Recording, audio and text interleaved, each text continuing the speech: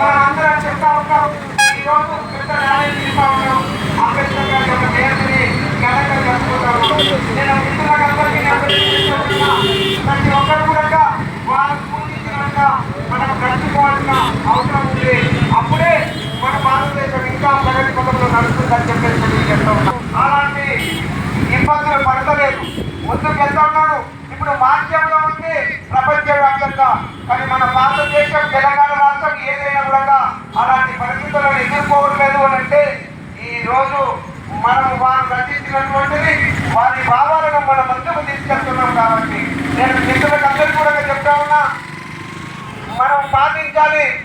మనం వచ్చే తరాలకు కూడా ఇది గుర్తుండే విధంగా, తరతరాలకు గుర్తుండే విధంగా బాబాసాహెబ్ గారు మనకు సూచించినది మనం ముందుకు తీసుకెళ్లాల్సిందిగా అందరికీ నేను మనవి చేస్తూ, ఇక్కడ మన కాంగ్రెస్ వాళ్ళు అన్ని పార్టీల వాళ్ళు కూడా ఇక్కడికి విచ్చేస్తున్నారు. నిజంగా ఇది ఒక పండుగ వాతావరణం నేను చూస్తా ఉన్నా. ఇక్కడ కర్తాలు, ఆమంగళ్ళు, వెళ్దండ, అదేవిధంగా కల్వకుర్చి ఈ ప్రాంతంలోకి వెళ్ళినప్పుడు మరి వందలాది ఈరోజు ఆవిష్కరణ చేసుకొని అక్కడ అందరూ కూడా సంబరాలు జరుపుకుంటున్నారు.